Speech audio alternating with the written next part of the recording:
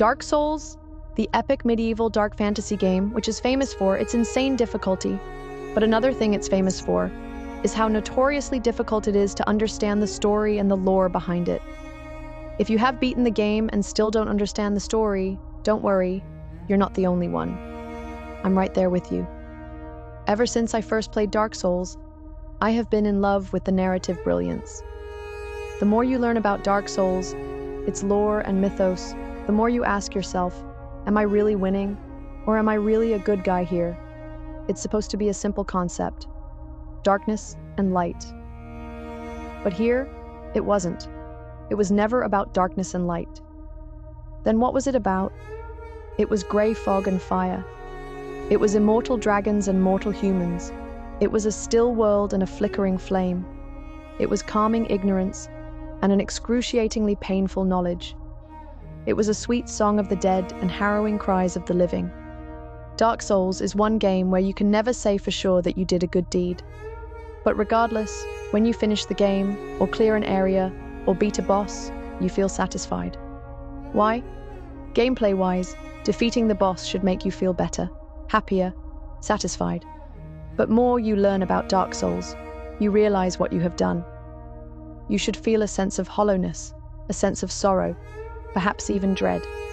But you don't. Why so? Is winning a game is everything, or rather the only thing that matters? Are we most certainly rigged that way? The truth is, we're not. Not really. That's because Dark Souls is designed and written brilliantly to evoke all of such emotions into you. It finds a way to balance that razor-thin margin of having dark, bleak endings, but not leaving player dissatisfied. How? Well, settle in, people, and let's hear the tale that you might have heard before, but not from this perspective.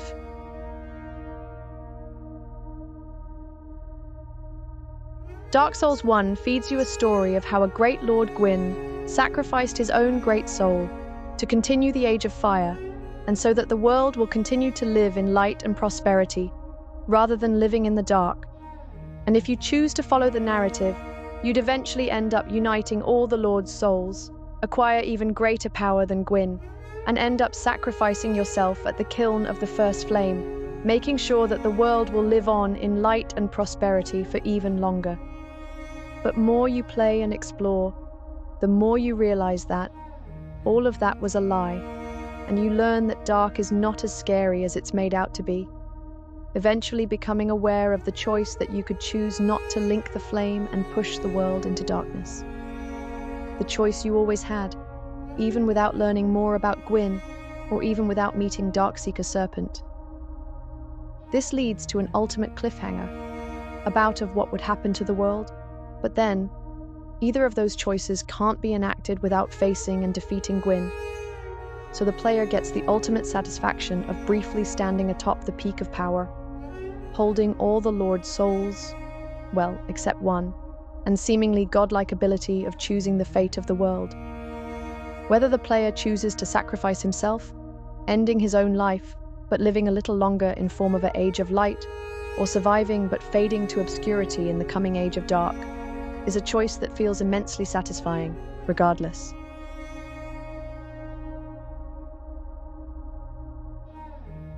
In Dark Souls 2, however, you learn that these choices meant nothing, and were absolutely inconsequential in the long run. After Lordran, many kingdoms have risen and fell.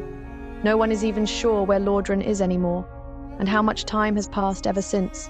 The cycles of light and dark repeated itself so many times that all sense of time is now lost, and everyone with a longer-lasting life has begun counting time in terms of cycles instead of conventional methods. Here you are, indeed again, fed a lie about inheriting the throne, which is just linking the flame in disguise. You can, as a player, choose to believe in the lie, believe that King Vendrick is unworthy of the throne, and choose to follow the Queen's words, or you can choose to explore, learn the truth about the Queen Nashandra, and discover that she plans to betray you. The penultimate battle before the throne, against the Watcher and the Defender, and the upcoming betrayal of the Queen Nashandra, regardless of whether you knew about it or not, again leaves you with inheriting the throne, and becoming the lord of the land, again, with the ability to command the giants, which were depicted as the greatest threat ever possible. Here again, you're presented with the choice that you always had, of whether to inherit the throne or to renounce it. The choice that you learn again from the Firekeeper's narration is ultimately inconsequential. Here, as a player, you also have an emotional choice, whether to feel happy and satisfied about whatever decision you took, or to feel more wanting. But you are content nevertheless, as you learn how little it matters in the long run.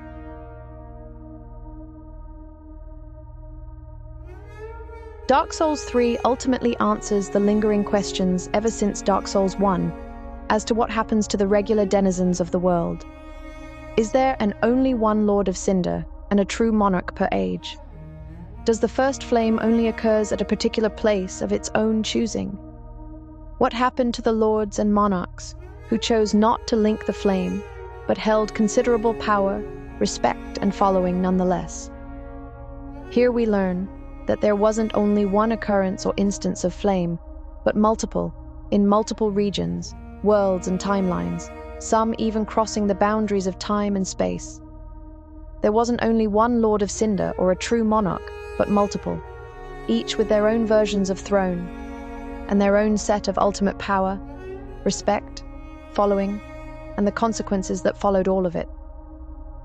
Here, as a player, you operate on a much grander scale, traveling between worlds, locales, geographies, and even across times, to unite all the Lord's souls, to wield the ultimate power of all the worlds combined. And that's when you realize, as you face the soul of Cinder, as it resembles yourself in your own fighting style, tenacity, and fortitude, that it finally dawns onto you that it was you and Gwyn all along, which may have been the starting point to everything that happened since, and everything you're witnessing up to this moment. And then, just like previous two games, defeating the very soul of the Cinder itself, you become the ultimate master of the flame itself, thus gaining the ultimate ability to choose not only the fate of one world, but several.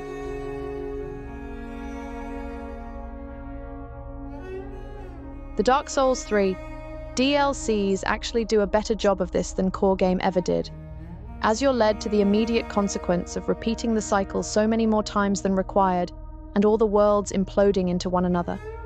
You understand that the denizens of the world need a place, an everlasting, peaceful place to rest, the place that can't be created without uniting the final great soul with the rest, the actual real Dark Soul.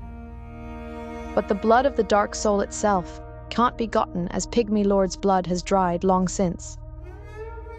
Here we see a determined slave knight Gale, who has existed as long as the world has, ever since the great souls appeared for the very first time, not from the dark, but from the grey fog, stepping up, volunteering to bring the blood and the Dark Souls back. He certainly knows that the Dark Soul is too much to bear for his lone self, as it's certainly not a burden a single man can face.